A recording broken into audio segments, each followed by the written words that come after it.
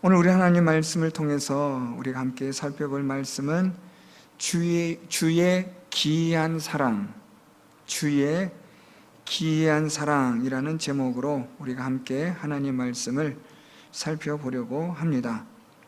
지난 시간에 우리가 시편 17편 1절에서 5절 말씀을 통해서 살펴본 것은 다윗이 하나님의 살피심, 또 하나님의 판단하심, 하나님의 시험하심과 감찰하심으로 흠이 없는 삶, 또 진실한 삶을 사는 일에 있어서 힘을 썼던 다윗에 대해서 살펴보았습니다.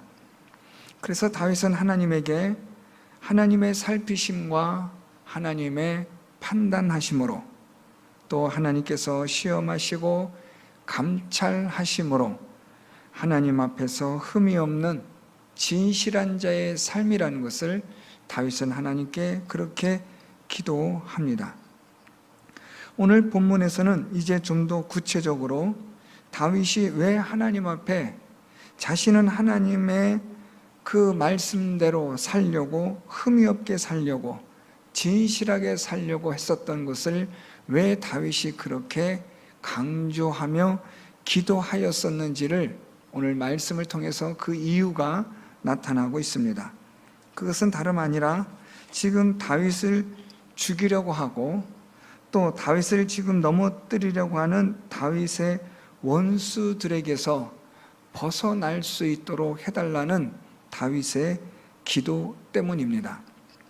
오늘 우리는 말씀을 통해서 다윗이 하나님께 기도하는 내용을 좀 더 구체적으로 살펴볼 수 있습니다. 오늘 다윗은 하나님께 기도하며 하나님의 기이한 사랑을 간구합니다. 다윗이 하나님의 기이한 사랑을 간구하는 것은 다윗을 죽이려는 자들이 너무나 교활하기 때문입니다.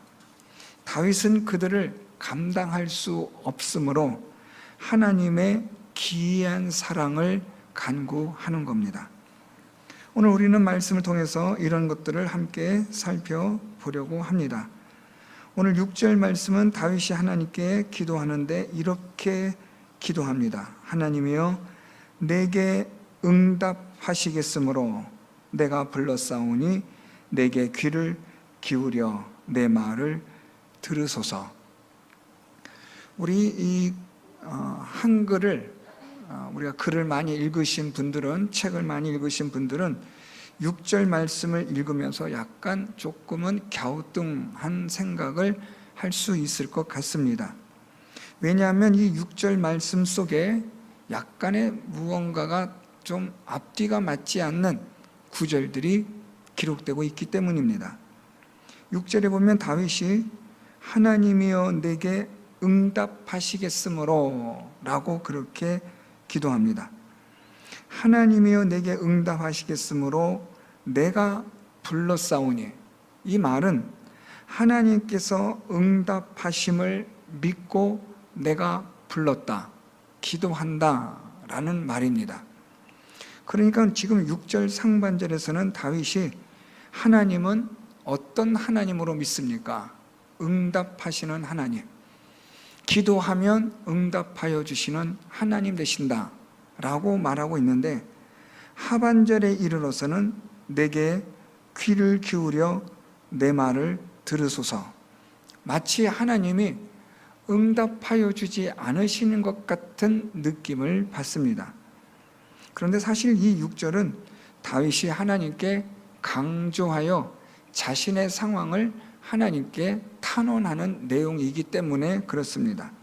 하나님은 응답하여 주시는 하나님이 되시는데, 하나님 내게 귀를 기울여 내 기도를, 내 말을 들어달라는 것은 그만큼 다윗의 상황이 아주 심각하다는 말입니다.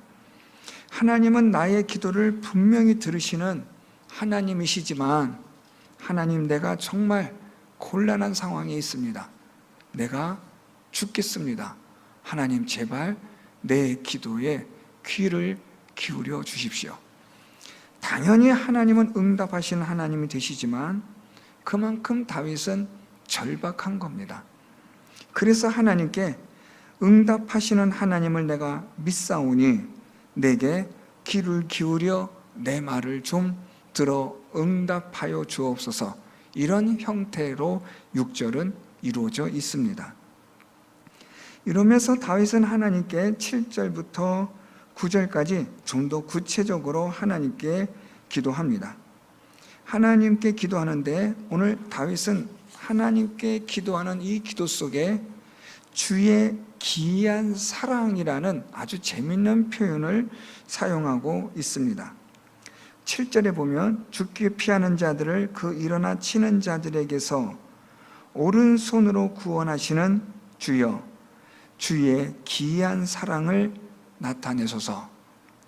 자, 그러면서 계속해서 8절에는 나를 눈동자같이 지키시고 주의 날개 그늘 아래에 감추사라고 그렇게 기도합니다. 그래서 오늘 이 말씀은 주의 기이한 사랑, 그것을 나타내 주십시오 라는 이 문장을 중심으로 하나님의 오른손으로 구원해 주시고 나를 눈동자같이 지키시고 주의 날개 그늘 아래 감추어 주소서라는 구조입니다. 주의 기이한 사랑이 어떤 사랑인가? 먼저 이것부터 살펴볼 필요가 있습니다. 주의 기이한 사랑, 이것은 조금 번역이 우리 개정 번역이 조금은 좋은 번역은 아니라고 생각을 하는데요. 여기서 이 기이한 사랑이라는 말을 조금 정확하게 번역하면 신실한 사랑, 변함없는 사랑, 영원한 사랑, 이렇게 번역하면 훨씬 원문에 가까운 해석이 됩니다. 오늘 다윗은 하나님께 무엇을 기도하냐면 하나님의 신실한 사랑을 나타내 주십시오. 나타내 달라라는 말은 증명하여 달라라는 말입니다. 하나님은 신실하신 분 아니십니까? 하나님은 그 사랑이 변함이 없는 분 아닙니까? 그러면 하나님의 그 변함없는 사랑, 신실한 사랑을 보여주시고 증명하여 주십시오. 이런 기도가 되는 겁니다. 다윗이 하나님께 이러한 하나님의 신실한 사랑을 기도하는데 그 첫 번째로 오른손으로 구원하시는 주여라고 말합니다. 오른손은 여러분 잘 아시는 것처럼 하나님의 능력을 상징하는 것입니다. 그래서 다윗은 하나님의 능력으로 하나님의 신실한 사랑을 나타내 주옵소서라는 겁니다. 누구로부터요? 지금 죽게 피하는 자들을 치는 자들에게서 나를 구원해 달라는 겁니다. 하나님의 그 신실한 사랑으로 하나님의 능력을 나타내 주셔서 하나님은 신실하시다, 하나님께 피하는 자들을 하나님은 구원하신다 하는 것을 증명하여 달라는 겁니다. 계속해서 다윗은 하나님의 그 기이한 사랑에 대해서 8절로 내려오면 나를 눈동자같이 지키시고 라고 말합니다. 눈동자같이 지킨다. 우리가 구약 성경에서 특히 히브리어의 의미에서 눈동자라는 단어가 나오면 여러분들은 여기서 무언가 중요한 걸 말하고 있구나, 소중한 걸 말하고 있구나 라고 생각하시면 거의 틀림이 없습니다. 눈동자라는 것은 이 히브리적 의미로 볼 때 아주 중요한, 소중한 것을 표현할 때 사용하는 표현입니다. 그래서 오늘 다윗이 하나님께 기도할 때 눈동자같이 지켜달라라는 말은 아주 소중하게, 귀하게 지켜주옵소서라는 말입니다. 하나님의 그 신실한 사랑, 변함없는 하나님의 사랑을 하나님 나타내 주셔서 나를 아주 소중하게, 아주 귀하게 하나님이 사랑하여 주신다는 것을 하나님 보여주십시오 라는 뜻입니다. 계속해서 다윗은 주의 기이한 사랑을 나타내는 일에 있어서 8절 하반절에 보면 주의 날개 그늘 아래에 감추사라고 말합니다. 주의 날개 그늘 아래에 있다라는 말은 안전하게 보호를 받다라는 뜻입니다. 안전하게 보호를 받는데 오늘 다윗은 여기서 더 하나 나아가는 것이 감추어 달라는 겁니다.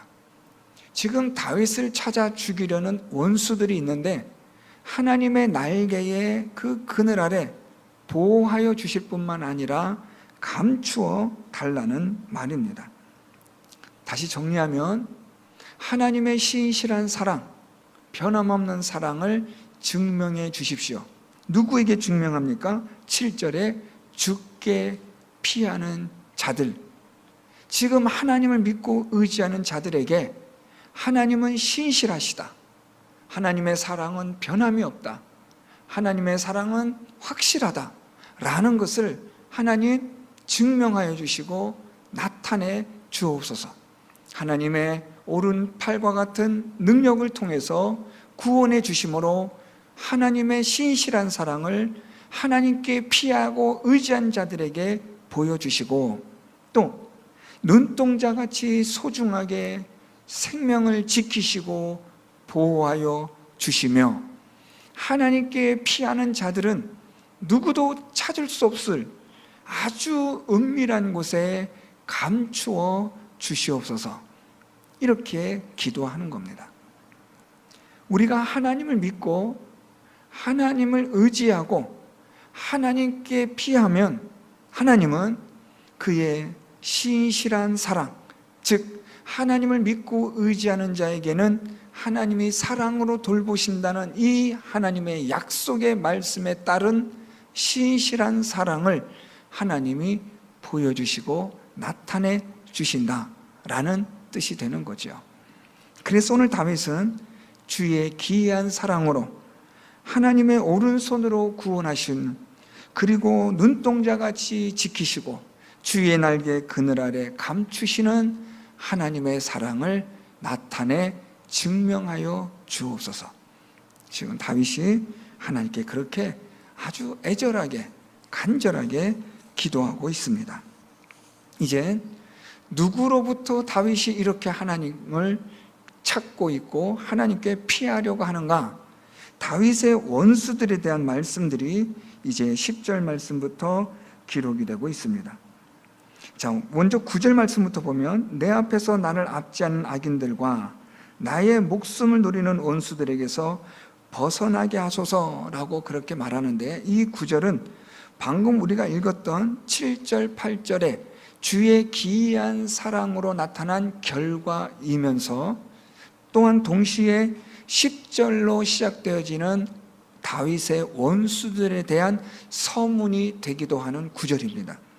그래서 이 구절은 7절과 8절 하나님의 기이한 사랑을 나타내게 하는 그 원인이 무엇인지를 밝혀주는 것이 되고, 그래서 그들로부터 벗어나 구원을 받게 해달라는 다윗의 기도이면서 이들은 곧 다윗에게 악을 행하는 자들인데 이들은 어떤 자들이냐라고 10절부터 기록되어지는 말씀을 설명하는 시작이 되는 구절입니다.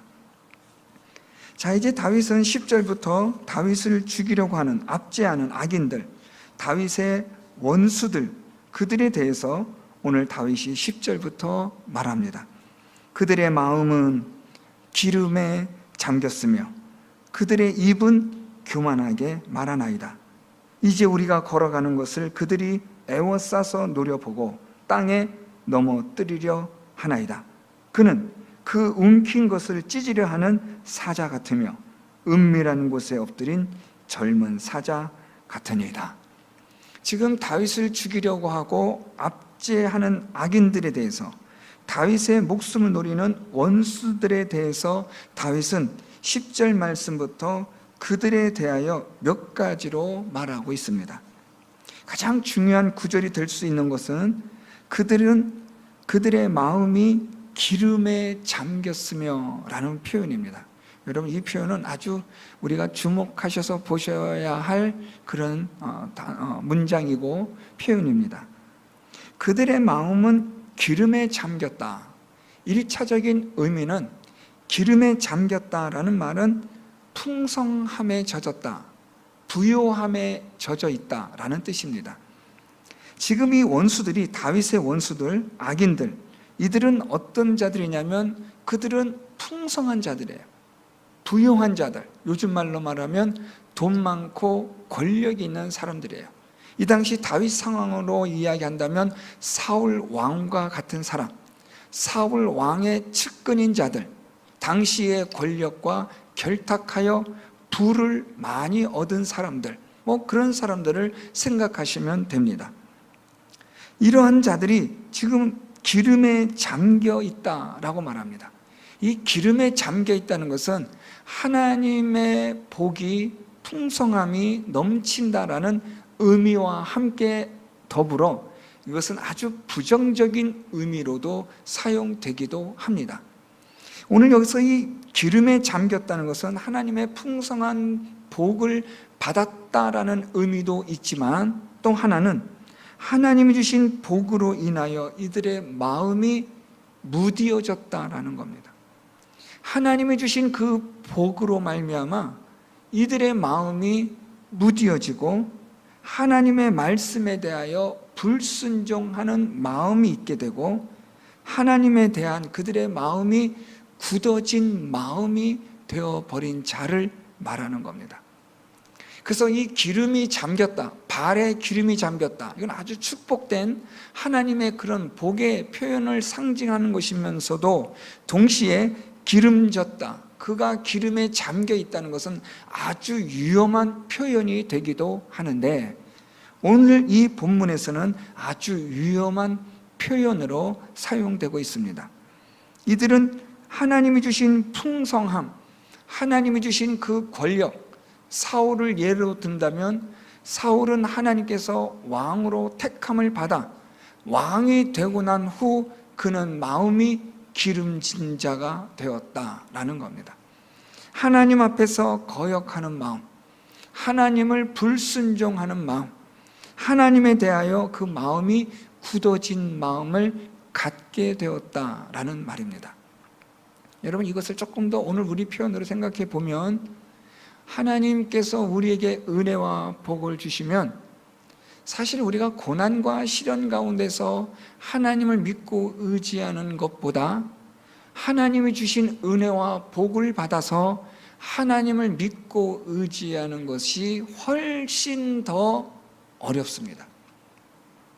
고난과 시련 가운데서는 하나님을 의지하라, 믿으라 말하지 않아도 하나님을 찾을 수밖에 없어요. 그런데 부하게 되고 풍요롭게 되고 배가 부르고 등이 따뜻하게 되고 살만하게 되어지면 하나님 앞에서 우리 마음이 무디어져요. 그래서 예수께서는 부자가 천국에 가는 것이 얼마나 어려운지를 말씀하고 있는 이유도 거기에 있는 거예요. 우리 마음이 풍요로움, 부요함, 이런 것에 빼앗기게 되면 하나님에 대한 우리의 마음은 무뎌지는 거예요. 물질과 돈과 세상의 쾌락과 즐거움에 우리 마음이 빼앗기다 보니까 이제 우리가 하나님에 대한 마음을 드리는 일이 인색해지는 것이 자연스럽게 된다는 거예요. 오늘 이 본문에 등장하는 이 원수들, 대적들, 악인들, 이들의 마음은 기름에 잠겨서 하나님에 대한 아주 굳은 마음, 무디어진 마음, 완악한 마음을 가진 자가 되었다라는 겁니다. 이것을 증명하는 것이 바로 그 다음 구절에 있어요. 그들의 마음은 기름에 잠겼으며 그들의 입은 교만하게 말하나이다. 왜 교만하게 말합니까? 교만한 마음이 있기 때문에요. 왜 교만합니까? 그들이 하나님이 주신 풍요로움에, 그 풍요로운 기름에 마음이 젖어버린 거예요. 그리고 나니까 그들이 교만해진 거예요. 우리 지난 새벽 시간에 사무엘상 말씀을 통해서 나발이라는 한 남자를 살펴본 적이 있습니다. 그는 부자입니다. 하나님이 그를 복을 주셔서 거부가 되게 하셨습니다. 그러자 그는 교만해져요. 자기에게 은혜를 베풀었던 다윗을 아주 매정할 정도로, 무례할 정도로 다윗을 무시합니다. 그 결과 나발은 결국 하나님이 치셔서 죽임을 당하게 되는데, 문제는 하나님이 주신 복이 저주가 되고 재앙이 되는 경우에 해당되는 그것이라는 겁니다. 오늘 말씀처럼 그 마음이 기름에 잠겨버려 무디어지고 완악해지게 되면 그렇게 된다는 겁니다. 오늘 다윗의 원수들, 대적들, 오늘 9절에 보면 악인들이라고 말합니다. 이들의 마음이 기름에 젖어서 결국은 교만한 자들이 되었다라는 겁니다. 하나님이 복을 주시면 우리는 더 납작하게 엎드려 겸손해야 하는 것이 당연한 것인데, 이상하리 많지 하나님의 은혜와 복을 받으면 교만해져요. 이 교만의 영이 우리를 완전히 그냥 사로잡아 버리는 거예요. 하나님 주시는 은혜와 복을 잊어버리면 안 되는데, 그 은혜를 잊어버리는 순간, 기름에 젖어버리는 순간 우리는 교만하게 되어버리는 겁니다. 자, 이런 교만한 자들, 기름에 잠긴 마음을 가진 자들이 어떤 일을 하려 하는가 볼까요? 11절에 이제 우리가 걸어가는 것을 그들이 애워싸서 노려보고 땅에 넘어뜨리려 하나이다. 이젠 이들이 무엇을 하냐면 다윗을 땅에 넘어뜨리려고 노려본다라고 말해요. 땅에 넘어뜨리다라는 말의 정확한 번역은 발을 걸어서 땅에 엎드러지게 하다라는 말입니다. 이 표현에서 한 걸음 더 나아가면 땅에 엎드러진다는 말은 사실은 죽임을 당한다라는 말입니다. 이들은 지금 무엇을 하고 있냐면 다윗을 죽이려고 하는 자들이라는 거예요. 다윗을 죽이려고 지금 이들이 어떻게 하고 있는가 보시면 애워싸서 노려보고 있다라는 거예요. 여러분이 노려보다라는 말은 계속해서 처음부터 끝까지 지켜보다라는 말입니다. 왜요? 다윗이 혹시라도 실족하여 균형을 잃고 비틀거리기만 하면 바로 달려가서 넘어뜨려 죽이려 하는 자들이라는 것을 설명해 주고 있는 거예요. 그러니까 지금 이들은 아주 다윗을 지금 에워싸면서 노려보고 있는 거예요. 저걸 어떻게 죽일까? 저걸 빨리 죽여야 되는데 틈이 없을까? 하고 모든 이 사람들이 다윗을 에워싸면서 다윗의 빈틈과 허점을 찾아서 지금 노리고 있는 그런 상황을 설명하고 있는 겁니다. 조금이라도 다윗이 균형을 잃어버려 비틀거리기만 하면 바로 그냥 달려가서 다윗을 넘어뜨려 죽이려고 하는 자들이라고 말하는 겁니다.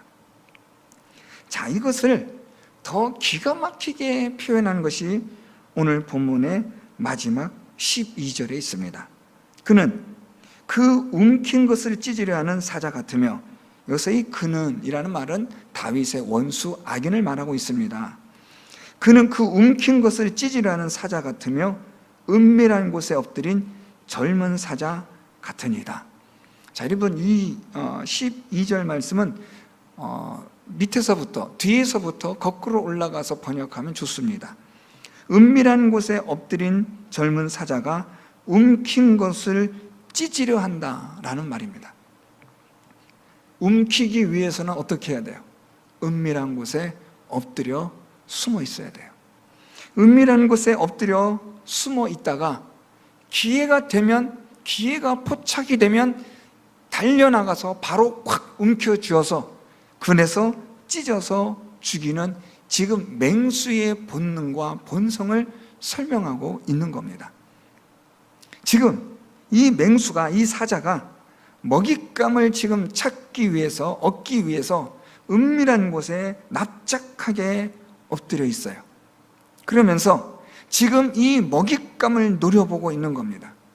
먹잇감이 하나라도 혹시라도 방심하거나 먹잇감이 혹시라도 여차하면은 바로 달려가서 낚아챌 준비를 하고, 지금 이 여러 마리의 사자들이 먹잇감을 노려보고 있는 거예요.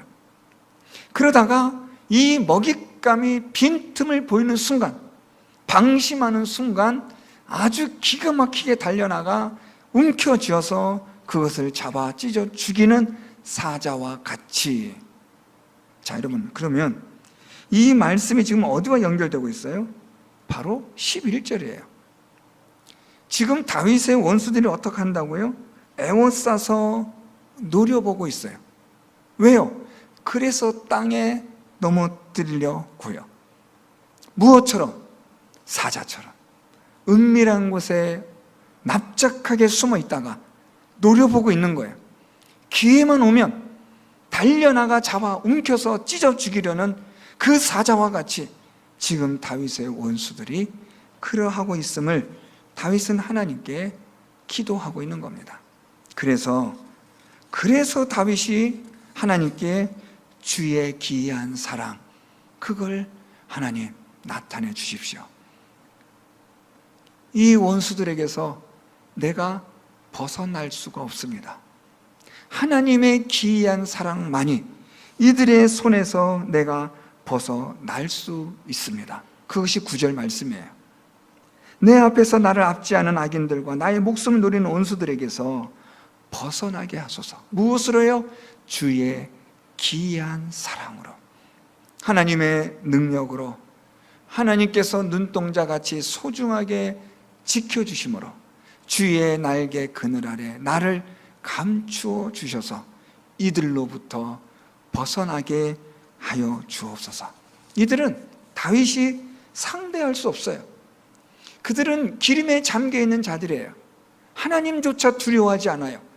하나님을 무시하는 사람들이에요. 이들은 교만해요. 이들은 맹수처럼 노려보고 있다가 기회를 타 움키고 잡아서 찢어 죽이려는 자들이에요. 이들을 대항할 힘도 없고 능력도 다윗에게는 없는 거예요. 오직 하나님의 그 신실한 사랑만이 나를 구원하실 수 있습니다. 오늘 다윗이 그걸 기도하는 거예요. 자, 오늘 이 말씀들을 통해서 다윗이 하나님께 기도하는 내용을 우리가 살펴보았습니다. 다윗의 원수들이 이 당시에 사울 왕을 중심으로 하여 이런 자들이 있었습니다. 자, 그러면 오늘 이 시편 17편을 읽는 우리들에게 우리들의 원수는 누구냐? 라는 겁니다. 만일 우리들에게 이런 원수가 없다면 오늘 다윗의 이 기도는 우리에겐 그렇게 크게 공감되질 않습니다. 그렇지 않아요? 이런 원수가 없는데 하나님 앞에 기이한 사랑, 신실한 사랑, 죽게 피하는 자에게 하나님께서 약속하신 사랑을 하나님 꼭 반드시 보여주십시오, 간절하게 기도할 이유가 없잖아요. 이런 원수들이 없는데. 다윗과 같은 이런 특수한 상황이 아닌 바에는 이런 기도가 있을 수가 없지 않겠습니까? 자, 그런데 과연 우리에겐 이런 원수가 없을까? 있습니다. 그 원수가 바로 사단입니다. 오늘 사단은 우리를 어떻게 만드느냐를 잘 보셔야 합니다. 첫째로, 사단은 우리를 이 기름에 젖어들게 하는 존재입니다. 하나님 주신 은혜와 복이 있는데 그 은혜와 복으로 우리 마음이 무뎌지게 하는 자가 사단이에요. 그래서 오늘도 사단은 우리의 마음을 계속해서 세상의 것으로 젖어들게 합니다. 세상의 기름으로 우리 마음이 무뎌지고 무거워지고 눈꺼풀을 뜰 수 없을 정도로 깊은 잠에 빠지게 하는 그 존재가 사단입니다. 우리의 생각을 자꾸만 잠재워요. 자꾸만 우리를 영적인 무기력증으로 빠지게 만들고 하나님을 믿는 거룩한 믿음의 이 야성을 잃어버리고 마치 이 들짐승이, 이 맹수의 야성을 잃어버린 그런 것이 되어버린 것처럼 사단은 우리를 그렇게 길들여 가고 있다는 겁니다. 기름에 젖어서 계속해서 가라앉게 만드는 거예요. 그래서 우리를 어떻게 만드느냐? 교만하게 만들어요. 우리 마음이 교만해지는 거예요. 여러분, 우리 마음이 교만하다는 건 뭐 특별한 거 아닙니다. 하나님의 말씀을 귀담아 듣지 않으면 교만한 거예요. 하나님의 존재가 의식되지 않으면 그건 벌써 교만한 거죠. 하나님이 무섭지 않으면 교만한 겁니다. 여러분, 오늘 하루를 사시면서 하나님의 존재를 얼마나 생각하셨습니까? 하나님의 존재조차 망각하고 살아왔다면 우리는 이 세상의 기름에, 사단이 주는 기름에 아주 깊이 심각하게 젖어 있다고 보시면 됩니다. 거기에다가 사단은 우리를 땅에 넘어뜨리려고 노려보고 있습니다. 우리의 틈을 지금도 노려보고 있고 찾고 있습니다. 기회만 되면 아주 쏜살같이 달려와서 우리를 물어 땅에 넘어뜨려서 일어나지 못하게 만들려는 그 기회를 지금도 애워싸며 노려보고 있다는 겁니다. 마치 사자가 은밀한 곳에 납작하게 엎드려 그 먹잇감을 노려보고 있듯이 오늘도 사단은 우리를 넘어뜨리려고 그렇게 지금 우리를 주목하고 있는 겁니다. 이런 원수를 우리가 어떻게 감당할 수 있겠습니까? 다윗처럼 주의 기이한 사랑, 하나님의 신실하신 사랑, 하나님의 능력으로 눈동자같이 소중하게 지켜주시고 주의 날개 그늘 아래 감추어 주셔야만 우리가 이 사단과 싸워 이길 수가 있는 겁니다. 그래서 우리가 오늘 기도해야 하는 겁니다.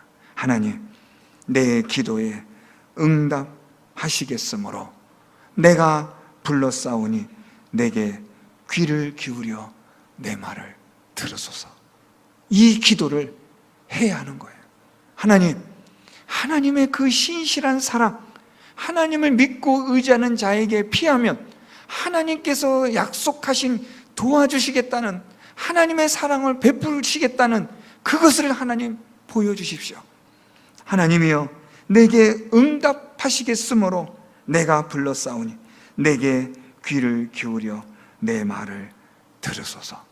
오늘 밤 우리가 하나님 앞에 이 기도로 나아갈 수 있기를 바랍니다.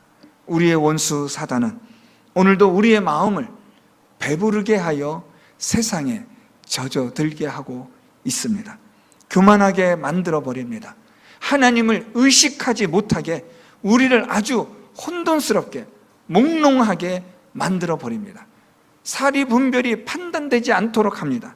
우리를 땅에 넘어뜨리려고 지금 이 사단은 지금도 노려보고 있는 겁니다. 일본의 한 유명한 정치인이 오늘 밤 갑자기 총에 맞아 땅에 넘어져 죽었습니다. 여러분, 이 일이 남의 나라 일이겠습니까? 오늘 우리가 정신 차리지 않으면 사단이 노려보고 있다가 우리를 땅에 넘어뜨리는 그 일을 한다는 것을 기억하셔야 합니다.